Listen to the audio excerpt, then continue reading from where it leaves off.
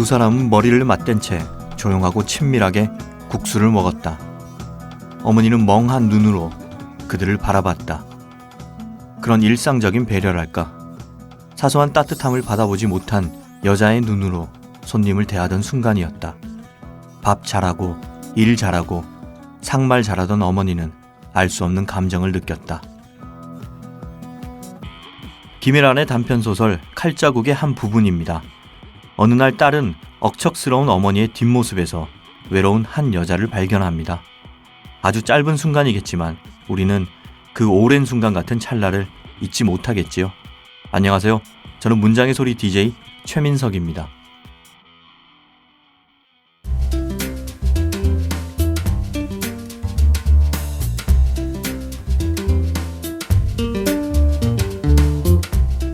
노크 없이 여는 방문.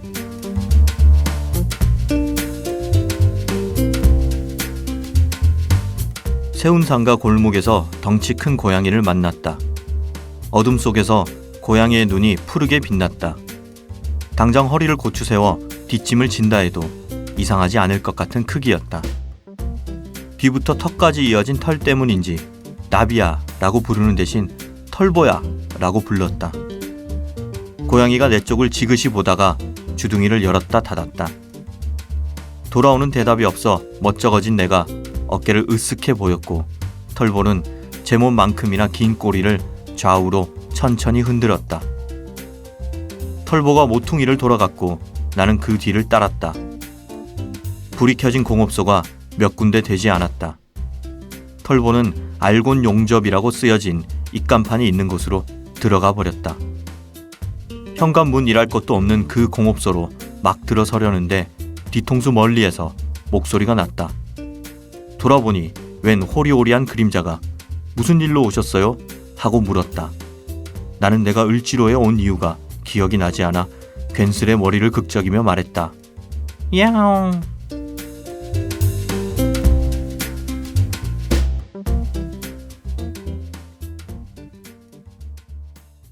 저 하늘 한가운데 내가 보여 바람 닮은 새처럼 날아오를래 저 너머 그곳에 내가 숨겨놓은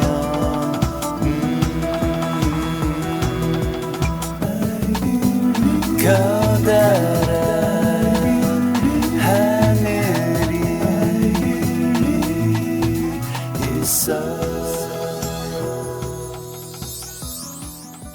오늘도 어김없이 작가의 방 문이 열렸습니다.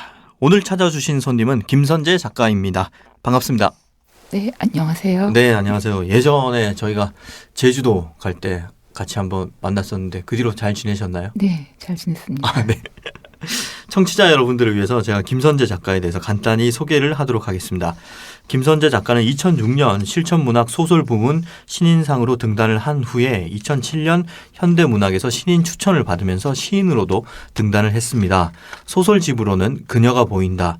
그리고 시집으로 얼룩의 탄생을 펴냈습니다. 그리고 최근 장편소설 내 이름은 술래를 출간했습니다. 맞습니까? 네, 맞습니다. 네, 최근 장편소설 출간 축하드립니다. 먼저 2006년에 실천문학에서 신인상을 받으면서 소설을 쓰신 거고 2007년에 현대문학 신인상에서 또 시를 쓰시면서 또 등단을 하신 거잖아요. 네. 근데 습작을 하실 때는 그러면 소설과 시 중에 먼저 어떤 것부터 시작하신 건가요?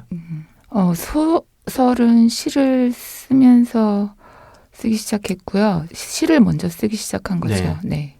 아, 시를 먼저 쓰고 소설을 쓰는 사람들의 공통점이 문장이 밀도가 있는데 저는 예외인 역시 것 같은데요. 밀도 있는 문장을 구상하시는 작가님들이 나오시면 제가 긴장이 됩니다. 네. 저는 밀도 없는 문장을 쓰는 날아가는 작가거든요. 그러면 또 둘 다 쓰시기 때문에 아마 이런 질문을 드리지 않을 수 없을 것 같은데요. 시와 소설 각각이 가진 매력은 작가님에게 어떤 건가요? 저도 오랫동안 그 매력이 무엇일까 나름대로 혼자 생각을 해봤는데요. 그러다 아주 오래전 기억이 하나 떠올랐어요. 제가 학부 때 이제 학교에 어떤 시를 쓰시고 소설을 쓰시는 작가분이 오셔서 제가 그런 질문을 했었어요. 시는 무엇이고 소설은 무엇이라고 생각하시는가요? 그런 질문을 했었는데 그분이 대답하기를 긴 건 소설이고 짧은 건 시다. 그런 대답을 하셨었거든요. 오랫동안 그게 우답이라고 생각을 했었는데 최근에 생각해보면 저도 어느새 그런 생각을 하고 있는 게 아닌가 그런 생각을 해요. 그냥 상상해보는 것. 모든 작가나 시인들이 다 똑같겠지만 상상해보는 것. 어떤 하나의 상황이나 사물을 그 이미지나 어떤 상황 뒤에 세계라든지 이런 식으로 상상해보는 것. 그리고 그 하나의 상황과 이미지를 이야기로 만들어보는 것. 그런 차이가 아닐까 그렇게 생각합니다. 네, 저는 굉장히 간단한 질문인 줄 알았는데 굉장히 멋지게 답해 주셔서 제가 순간 정적이 흐를 만큼 뭔가 깊은 인상을 받았습니다. 시를 쓰실 때와 또 소설 문장을 쓰실 때 이렇게 각각 주의하는 점 혹은 뭐 신경 쓰는 점 그런 게 있나요? 시를 쓸 때는 저도 모르게 낭독되는 그러니까 소리로 읽히는 것에 대해서 예민해지는 것 같아요. 그래서 어줍지 않게 음운을 맞춰본다든지 아니면 음성에 대한 어떤 놀이를 해본다든지 혼자 그런 식으로 많이 신경을 쓰는 편이고요. 그리고 소설 문장을 쓸 때는 많은 작가분들이 그러시겠지만 부사에 대한 고민이나 네. 이런 것들을 좀 하는 편이에요. 그리고 되도록이면 어떻게 하면 잘 읽힐 수 있을까 그런 고민도 좀 하고요. 부사에 대한 고민을 뭐 어떤 식으로 한다는 거죠? 그 부사라는 게 사실 우리들이 입말에서는 굉장히 많이 쓰는 단어들이잖아요. 뭐 너무, 굉장히, 무척.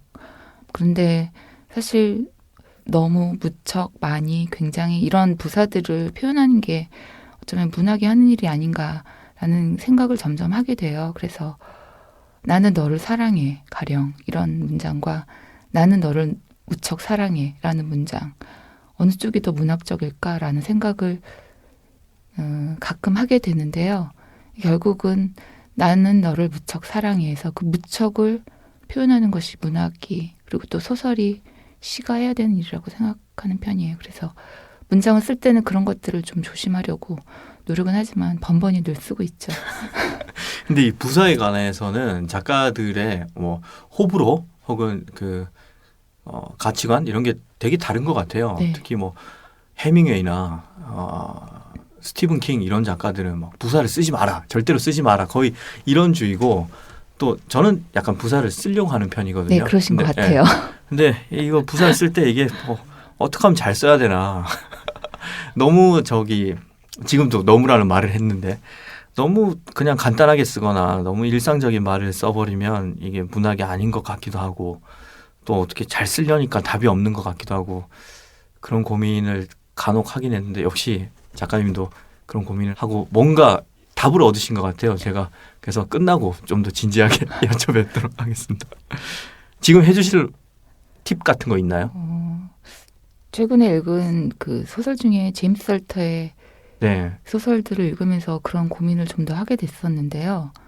제임스 살터의 소설들을 보면은 진짜 무릎을 치고 벽에 머리를 찍고 싶을 만큼 훌륭한 묘사나 이런 것들이 굉장히 많이 네. 나와요.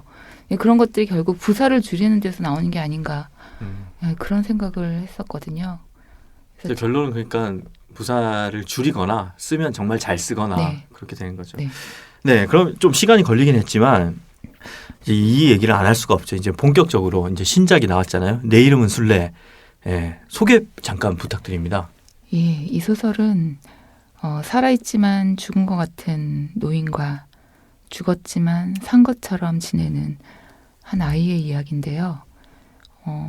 얼핏 들으면 굉장히 특별하고 우리로부터 먼 굉장히 환상적인 이야기처럼 들릴 수도 있는데 결국은 아주 가까이에 살고 있는 어떤 우리 주변에 있는 사람들에 대한 이야기 정도로 이해해 주시면 좋겠습니다. 네, 이 내 이름은 술래 이게 그 한겨레 출판 문학 웹진이죠. 한판. 네. 거기에 연재됐던 걸로 알고 있거든요. 네.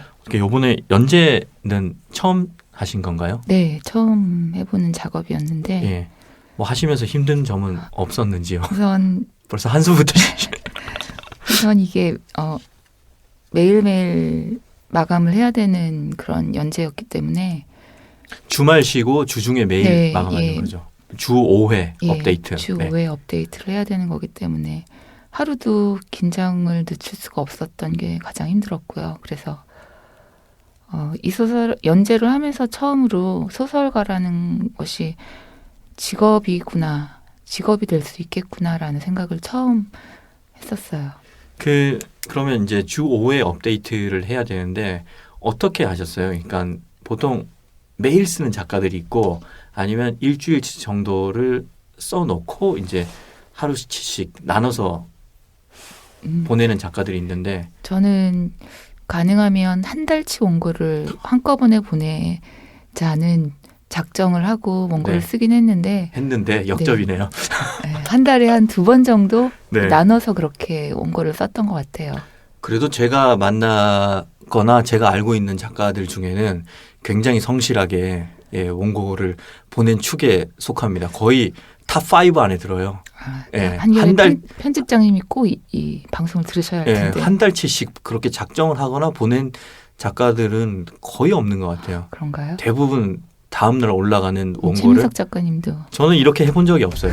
저는 이 데일리 업데이트, 데일리 연재를 해본 적이 없어서 그런데 저도 마감은 좀 지키는 편인데 이렇게까지 성실히 할 수 있을지는 모르겠습니다. 저는 요즘 꿈도 희망도 없어서 혹시 최근에 경험한 일들 중에 작가님을 가장 놀라게 한 일은 무엇인가요? 저를 가장 최근에 놀라게 한 일은 어느 날 갑자기 문득 이 문득이란 부사를 또 썼는데 어느 날 갑자기 문득 깨달았는데 제가 더 이상 아무 것에도 놀라지 않는다는 사실이 굉장히 놀라웠어요. 그래도 그거 한 가지는 놀라셨네요. 네. 아무 것에도 놀라지 놀라지 않는다는 않는다는 사실에 사실. 대해서는 놀랐으니까 네. 적어도 한 가지는 놀랐기 때문에 뭔가 성립이 되는 듯하면서도 성립이 안 되는 문장이. 네, 그래도 아직은 그런 게 있다면 뭐 다행이죠. 문학 외에 혹시 어떤 데서 영감을 받는 게 있나요?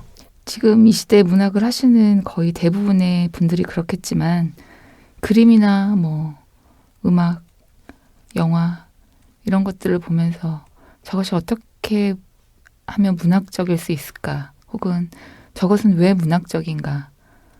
그런 상상이나 궁리를 많이 하면서 보는 편이에요. 그리고 또 의도하지 않게 또 그런 것들에서 어떤 시를 얻게 되거나 이런 경우도 있고요. 물론 지금 말씀하신 것처럼 뭐 소설, 시, 음악, 영화, 뭐 그림 다양한 분야에서 이제 영감을 받지만 그 중에서도 주로 혹은 가장 많이 나에게 영감을 주는 분야가 있다면 제가 여행을 자주 하지는 않는데요. 예.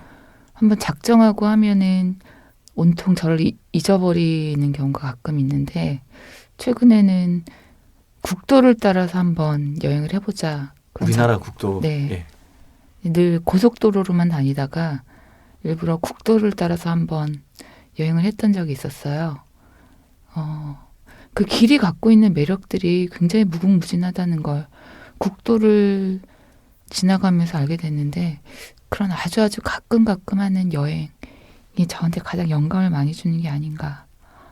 예, 그런 생각도. 근데 아까 했습니다. 녹음 전에는 방 밖에 안 나가신다고. 그러니까 아주 네. 작정을 하고. 그러니까 제가 지금 김선재 작가님을 딱 뵈니까 그 은둔형 작가 네. 방에서 딱 원고 작업하시고 두문불출하는 그런 형인데 근데 한번 나가실 때는 아예 작정을 하고 이제 네. 쫙 여행을 하시는군요. 예. 거의, 여행하시면서 또 영감도 받으시고 거의 없는 경우긴 하지만 그렇습니다. 예, 자주 다니시길 바랍니다. 작가님은 이제 시도 쓰시고 소설도 쓰시니까 이렇게 작가님처럼 둘 다 쓰고 싶은 작가 지망생이 있다면 뭐 충고라고 해야 되나? 뭐 조언 도움이 될 만한 말씀 한마디 부탁드립니다. 사실 시와 소설을 그리고 또 문학에 관심이 있으시고 글을 쓰시려는 분들한테 해줄 수 있는 조언은 많지 않은 것 같아요. 많이 읽으란 얘기 그리고 많이 써보란 얘기 이게 가장 진정성 있는 조언이 아닐까 싶고요. 그리고 또 읽고 쓰는 가운데 많이 상상해보라는 얘기 그리고 오래 바라보라는 얘기 제가 늘 할 수 있는 조언은 이 정도인 것 같습니다. 네. 좋은 말씀 감사하고요. 개인적으로는 그러면 시를 쓰시는 게 즐거운가요? 아니면 소설을 쓰는 게 즐거운가요? 혹은 반대로 아니다, 난 둘 다 즐겁지 않다, 고통스럽다. 그렇다면 시를 쓰는 게 더 고통스러운지 소설을 쓰는 게 더 고통스러운지. 마감이 다가오는 게 가장 고통스럽고요. 그건 시나 소설이나 마찬가지인 것 같아요. 마감이 있다는 게 늘 힘이 되고 또 때로는 고통이 되기도 하고, 그리고 시를 쓸 때는 쓰는 동안은 너무 괴로워요. 한 낱말, 한 줄, 그러니까 한 행, 한 연을 쓰는 게 굉장히 고통스러운데, 쓰고 나면 소설을 썼을 때 드는 어떤 희열보다는 훨씬 시 쪽이 큰 것 같고요. 소설은 백지를 채워가는 동안 느껴지는 쾌감 같은 것들이 있는 것 같아요. 그래서 소설은 물론 많지는 않지만 소설을 한 편 마감하고 나면 가끔 굉장히 뿌듯하다는, 스스로가 대견하다는 생각이 들 때가 있는데, 그거는 쓰는 과정에 얼마나 내가 그 과정에 충실했느냐에 대한 뿌듯함인 것 같습니다. 저번에 예전에 저한테 그런 농담하셨잖아요. 소설가들 만나면 김선재 시인입니다. 그러고 네. 시인들 만나면 김선재 소설가입니다. 그런다고 했잖아요. 네. 그건 그렇다 쳐도 그런 걸 기억하시다니. 독자들에게는 그냥 김선재 작가로 기억되고 싶어요. 이런 거 말고 독자에게는 굳이 이제 하나로 기억해줘야 된다면 김선재 시인으로 기억되고 싶으세요? 아니면 김선재 소설가로 기억되고 싶으세요? 제가 최근에 받았던 질문 중에 가장 어려운데요.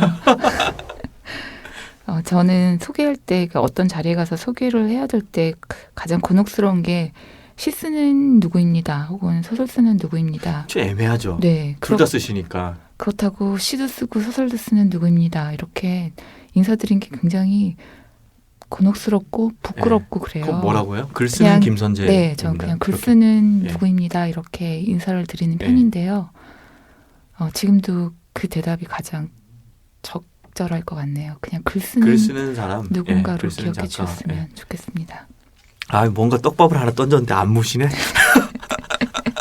이번 작품은 이제 소설이었잖아요. 네. 첫 장편 소설. 요 다음에도 또 이제 신작 계획하고 계시죠? 네. 예, 다음엔 또 뭐 시집을 계획하시나요? 아니면 소설로 계획하시나요? 그냥 빨리 묶여지는 대로 낼 생각인데요. 네. 아무래도 시나 소설이나 제가 그렇게 막 부지런히 많이 쓰는 편이 아니라서 둘 다 아마 시간이 좀 걸리지 않을까 네. 싶습니다. 뭐 소설은 소설집인가요? 아니면 장편 소설인가요? 그것도 닥쳐봐야 할 것 같은데요. 주로 네. 청탁 받으면 쓰시죠. 네. 그러신 것 같아요. 네. 근데 시는 청탁 안 받아도 간혹 쓰시지는 않나요? 메모를 많이 하는 편이에요. 메모를 해서 이제 아이디어를 가지고 계시다가 네. 딱 마감이 오면 네. 이렇게 한번 네. 일필이지로. 방 밖으로 많이 나가진 않지만 그렇다고 방에서 늘 글만 쓰는 건 아니고요. 주로 상상을 많이 하고 좋게 말해서 작품 구상인 네, 거죠. 멍 그렇죠? 때리고 있는 네. 시간이 저도 항상 많습니다. 작품 구상하거든요. 네. 전 카페 가서 글 쓰시는 분들이 가장 부러워요. 어떤 점에서 그렇다는 거죠? 저는 제 방 바깥에서 글을 써본 적이 한 번도 없거든요. 그거는 나가면 잘 안 써진다는 건가요? 그러니까 공간이 주는 어떤 불안함, 그러니까 낯선 공간이 갖고 있는 음. 불안함 같은 것들이 굉장히 저한테 크게 작용하는 것 같아요. 그래서 친숙하고 익숙한 공간에 네. 있어야 마음이 안정이 되면서 이제 원고에 더욱 네. 집중할 수 네. 있다는 거죠. 워낙 깊이 있는 문장을 쓰시니까 집중하셔야죠. 시간이 어느덧 이렇게 됐는데요. 오늘 이렇게 또 귀한 발걸음 해주셨는데 이 작가님의 육성으로 저희가 낭독을 청해 듣지 않을 수 없습니다. 골라오셨죠? 네, 예, 어떤 부분 선택해 오셨나요? 이 소설의 맨 마지막 부분인데요. 네. 네, 이제 술래가 떠나면서 아빠한테 인사하는 장면입니다. 네, 그러면 내 이름은 술래 김선재 작가님의 목소리로 낭독을 청해 듣도록 하겠습니다. 허공에서 먼지가 반짝였다. 아니, 날개가 달린 작은 음표 같기도 했다. 그걸 처음 본 건 말을 배우기 전이었다. 잡으려고 손을 뻗으면 쌩하니 귓가를 지나 높이 날아오르거나 곧장 곤두박질쳐 물방울처럼 바닥에서 부서지는 그 소리를 옹알거리는 게 그때 내 일이었다. 내 입을 통해 흘러나오던 옹알이는 지상의 어떤 것과도 닮지 않았지만 내게 보이는 모든 것의 소리이기도 했다. 그러던 어느 날 당신은 내게 말했다. 이게 햇볕이야. 나는 손가락을 꼼지락거리며 더듬더듬 당신을 따라 햇볕이라고 소리냈다. 그러자 떠다니던 음표들 중 일부가 내 손바닥 위에 내려앉았다. 막 지상에 닿은 그 빛처럼 당신이 웃었다. 나는 이제 막 돋아난 앞니에 혀끝을 대고 햇볕이라고 다시 말했다. 그 소리가 바람처럼 심장을 흔들었다. 바닥에 쏟아지던 햇볕도 흔들렸다. 햇볕을 등지고 앉은 당신의 그림자가 길게 자라나고 있었다. 크고 단단한 그 그늘 안에서 나는 당신을 바라보았다. 나와 눈이 마주친 당신은 아주 잠깐 망설였다. 그리고 다짐하듯 고개를 흔들었다. 한 번, 두 번, 세 번, 네 번. 풀죽은 나는 고개를 숙이고 내 손바닥을 들여다보며 엄마라고 소리 없이 입술을 달싹거렸다. 모든 것을 뜻하는 생채기처럼 붉고 선명한 단어. 아니 그 바깥의 단어. 그건 이제 막 말을 배우기 시작한 내 입속에 나도 모르게 숨긴 말이었다. 이거 뭐야? 당신은 내가 그린 그림을 가리키며 물었다. 동그라미였다. 나는 아직 그걸 설명할 말을 알지 못했다. 그래서 좀 더 큰 동그라미를 그렸고 조금 더 큰 동그라미를 그렸다. 예쁜 동그라미로구나. 당신이 나를 번쩍 들어올리며 말했다. 세상이 조금 멀어지는 대신 허공을 떠다니던 소리들이 가깝게 들렸다. 내가 만든 그늘 밑에서 당신이 이를 드러내며 웃었다. 고마워. 당신은 웃으며 말했다. 고마워. 나는 당신이 내는 소리를 다시 흉내냈다. 그 소리의 의미는 알 수 없었다. 다만 내가 고맙다고 말하자 당신의 얼굴이 더 환해지는 게 좋았다. 마치 동그란 태양처럼, 태양의 흑접처럼 당신은 눈을 빛내며 내게 말했다. 사랑해. 사랑해라고 내가 따라 말했다. 네, 감사합니다. 저번에 예전에 저희 같이 낭독회 한번 한 적이 있었잖아요. 네. 그때도 느꼈는데 이 낭독에 묘한 분위기가 있어요. 네. 감사합니다. 그냥 또 말씀하실 때랑 또 낭독할 때랑 좀 다른 느낌이 있네요. 아, 그런가요? 네. 듣기에 좋아서 감사했습니다. 어느덧 시간이 이렇게 돼서 마지막이 되었는데요. 문장의 소리 청취자 여러분들을 위해서 인사 한마디 부탁드립니다. 비록 뵙고 인사드리는 건 아니지만 이렇게 목소리로 남아 인사를 드리게 돼서 몹시 반갑고요. 앞으로도 이곳에 소개될 많은 시, 소설 많이 읽어주시길 바랍니다. 반갑고 감사합니다. 네, 고맙습니다. 김선재 작가와의 만남은 여기서 마치도록 하고요. 내 이름은 술래, 많은 사랑 부탁드립니다. 저희는 또 다음 주에 다른 작가를 모시고 돌아오도록 하겠습니다. 오늘 나오셔서 감사합니다. 네, 감사합니다.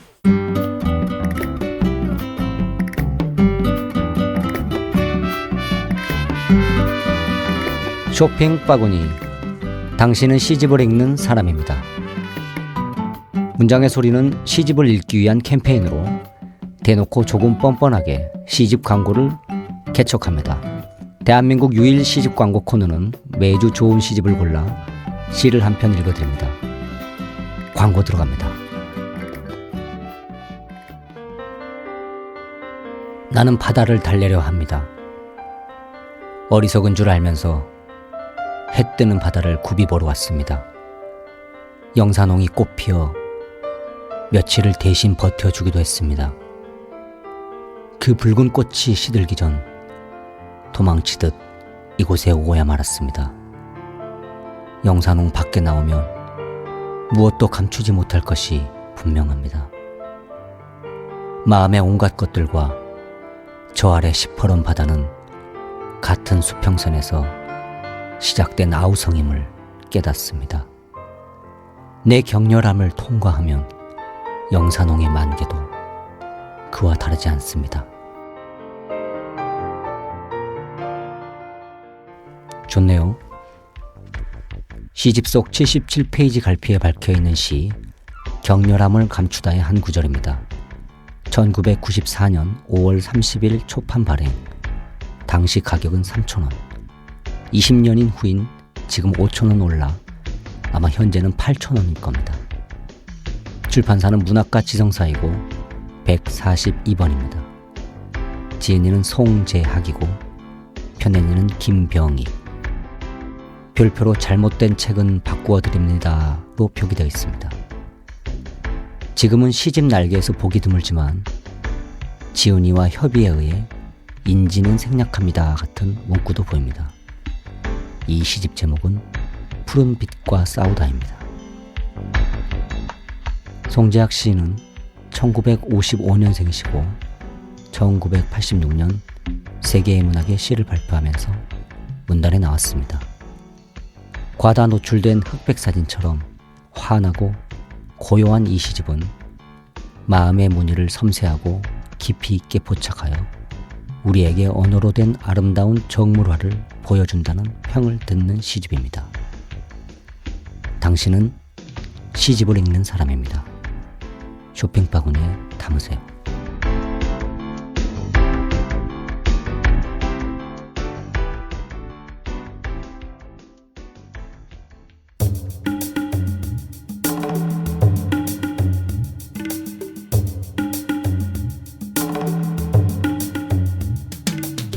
지금 이대로도 좋아요.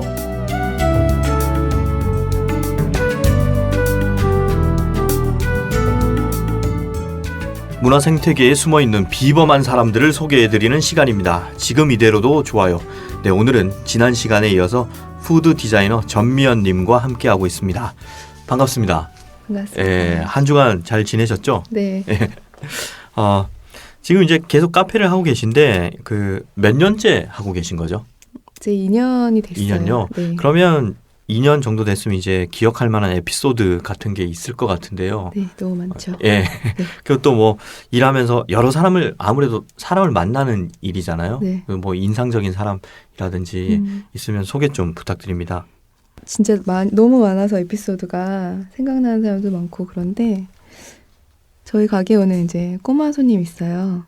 아빠랑 같이 항상 오거든요. 근데 아빠랑 이제 한강에 소풍을 갔다가 다녀오는 길에 이제 저희 가게에 들렸어요. 근데 저희 가게 올 때 주로 이제 꼬맹이가 아빠한테 스톡홀름 가자고 제안을 해가지고 그래서 오는데 그날은 이제 돌멩이를 주워서 온 거예요.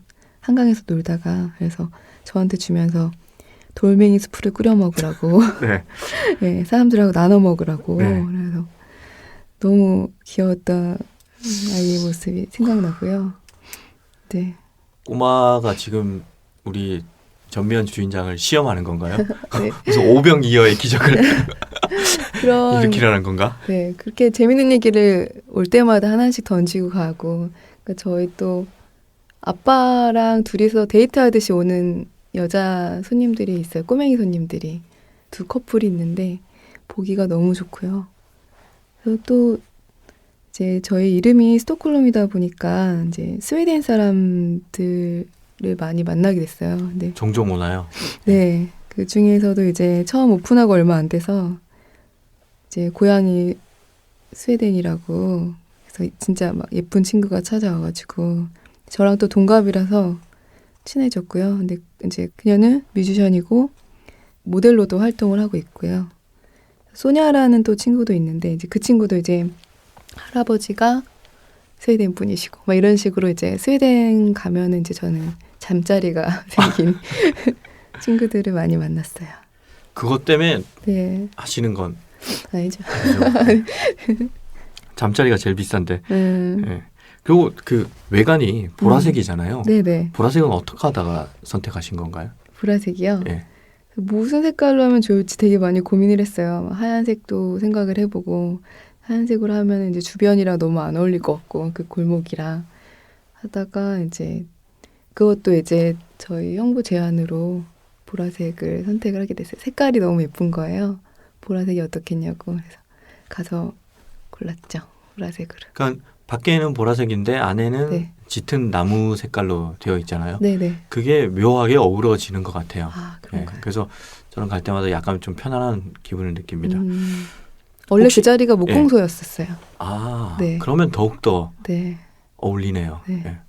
혹시 잘 가는 맛집이나 술집, 뭐 카페 같은 게 있나요? 제가 자주 가는 곳은 앞에 설렁탕 집이고 네. 조금 더 시간이 나면 몇 걸음 더 가면 이제 심야식당에 데리야끼를 항상 먹고 싶어 하고요. 거긴 정말 몇 걸음인데 한 서너 걸음 아닌가요? 맛집이에요. 네.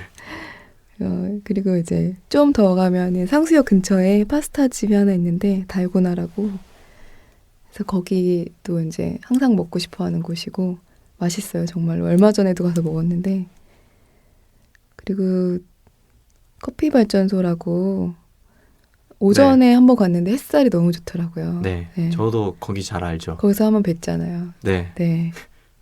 저는 거기서 지금 5년째 아, 글 진짜. 쓰고 있습니다. 네. 아, 거기는 근데 너무 편해가지고 맨날 이제 오픈하기 전에 1시간을 거기서 이제 보내고 싶은 생각이 정말 많은데 지각을 맨날 아니 못 뭐 자기 가고. 가게 문이나 열어야 뭘 한 시간 좀 있다가 오든지 말든지 하지. 그 여유가 근데 너무 갖고 싶잖아요. 예. 그쵸? 저는 사실 오늘 녹음하러 오기 전에 네. 거기서 좀 있다가 왔어요. 예. 네. 그 카페 너무 좋은 것 같아요. 그리고 그 옆에 보면은 이제 순다방이라고 있는데 허니브레드가 정말 맛있어요. 근데 손님이 너무 없어가지고 그것도 마음에 들고 네. 거기 허니브레드도 맛있고 이제 시간의 공기라고 카페 하면서 알게 된 카페 친구예요. 저랑 동갑인 여자 친구인데 그래서 그 친구랑 또 카페에 대한 여러 가지 고민들이나 항상 재밌는 에피소드가 또 서로 공유되면서 네, 시간의 공기라 거기는 다 맛있어요. 대부분 다 맛있고 또 힙이라고 산울림 소극장에 있는 거기는 워낙 유명해가지고 거긴 일본 분이 하시는 아니에요. 거기 아닌가요? 일본 유학 갔다 오신 사장님이 카레 파는 집 아니에요. 아니군요. 죄송합니다. 지금 이때까지 말씀하신 가게를 제가 다 아는데 네. 희비만 모르겠어요. 아, 네. 네, 그렇게 있어요. 혹시 최근에 네. 가장 짜증났던 일이나 뭐 가장 희망적인 일이 있었다면 요즘에는 정말 짜증이 많이 내는 것 같아요. 예. 얼마 전에도 막 친구들이랑 오랜만에 한 15년 만난 친구들인데 저한테 변했다면서 그래서 또 장사를 해서 그렇다 너가 또 이제 얼마 전에 또 운전을 시작해가지고 욕이 들어가지고요. 최근에 그렇게 욕이 늘었다는 게 바로 운전 때문이군요. 그렇게 화가 나요, 진짜.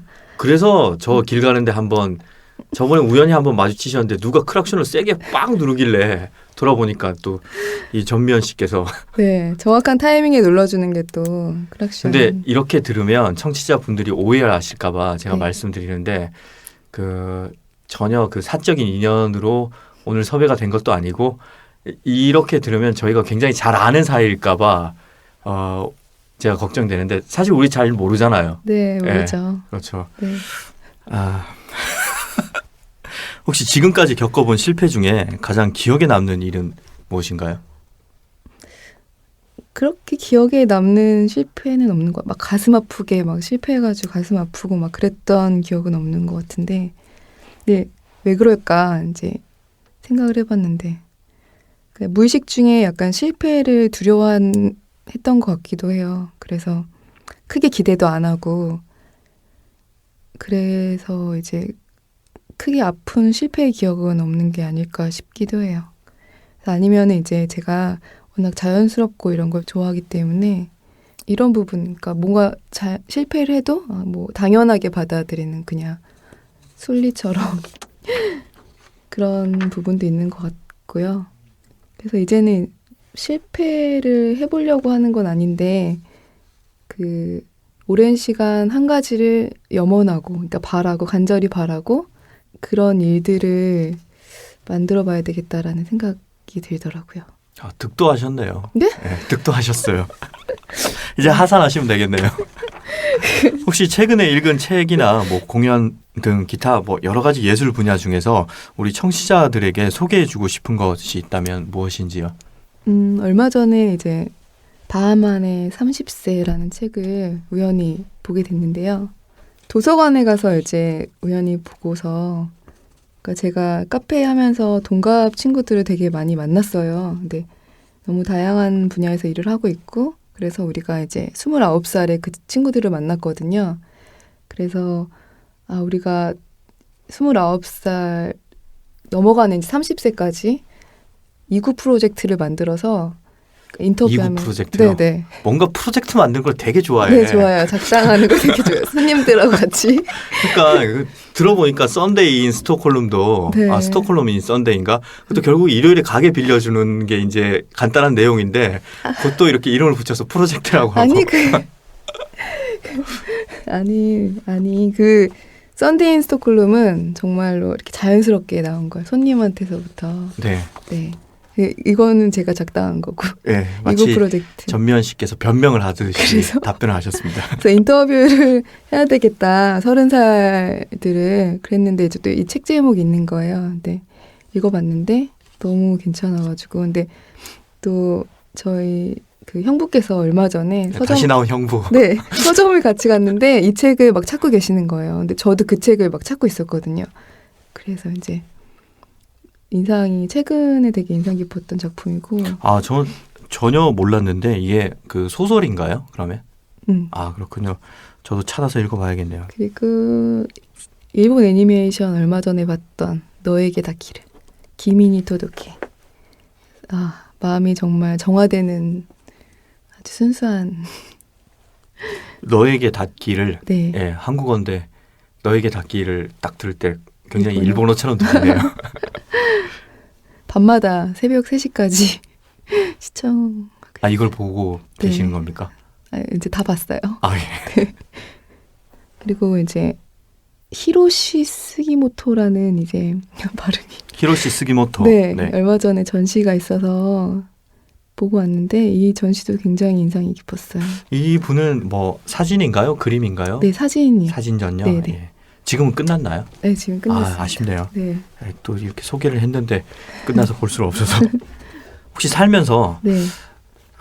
나와 라이벌이다 이렇게 느꼈거나 혹은 닮고 싶은 예술가나 위인이 있다면?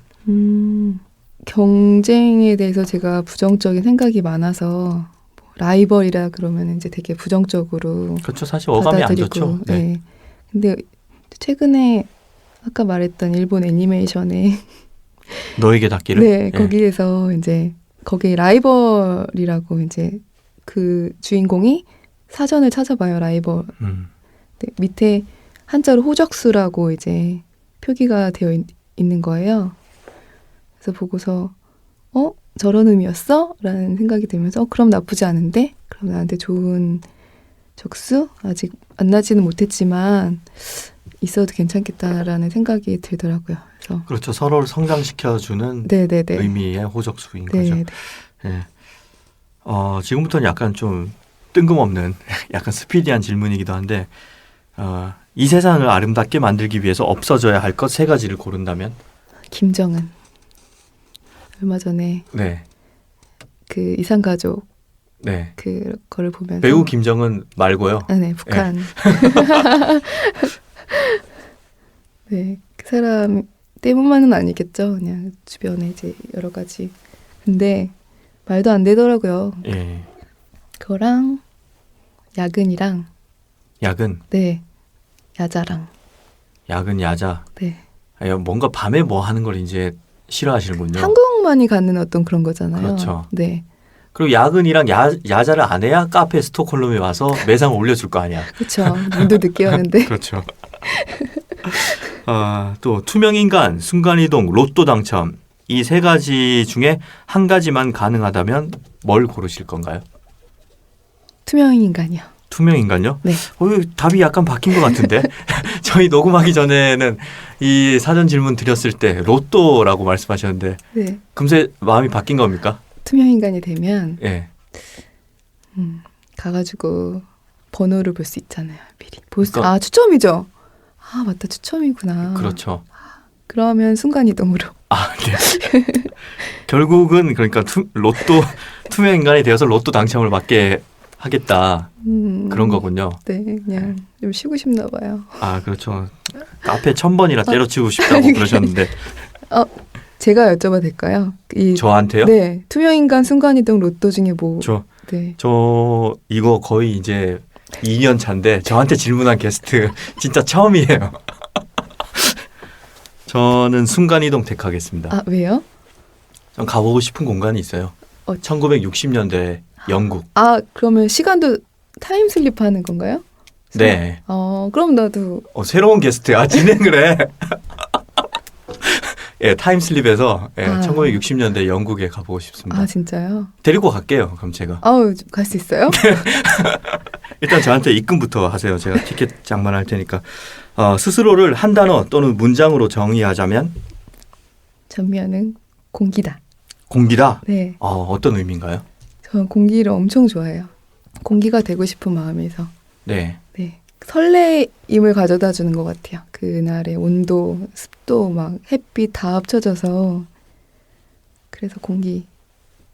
다음에 카페 새로 네. 개업하시면 네. 기상청으로 이름 한번 스톡홀름의 기상청 이렇게 한번 하시죠. 괜찮다. 네. 혹시 앞으로의 계획이 있다면 제가 원래 이제 푸드 스타일링을 했었잖아요. 근데 이제 그것이 아니라 푸드 디자인 쪽으로 생각을 많이 하고 있어요. 이제 차이는 솔직히 자기 나름대로의 정의를 내리는 것 같고요. 디자인과 스타일링 이런 거는. 근데 디자인 쪽으로 공부를 더 많이 해보고 싶고요. 그다음에 책 준비하는 것도 마무리해서 책 내는 거, 그다음에 여행을 가고 싶고요. 길게. 여행 어디로 가시고 싶은 건가요? 말해도 돼요? 네. 일단은 얼마 전에는 유럽 쪽 다녀왔으니까 아메리카 쪽에. 남아메리카요? 북아메리카. 아, 그렇군요. 예.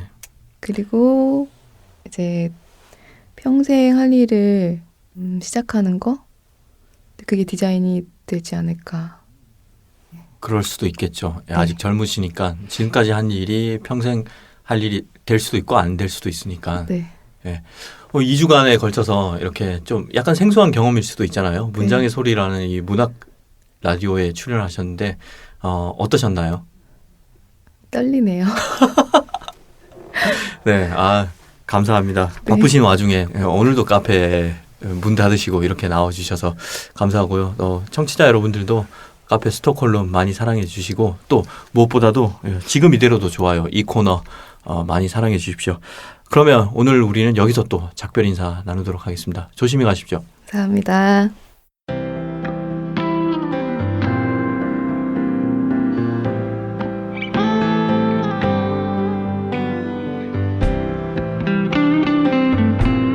아무 생각 없이 똑같은 길을 걷고 계시다면 한번 고개를 돌려 다른 방향을 바라보세요. 혹시 어제는 발견하지 못했던 새로운 것을 찾으셨나요? 좀 더 설레는 마음으로 따뜻한 봄 맞으시기 바랍니다. 저는 다음 시간에 뵙겠습니다.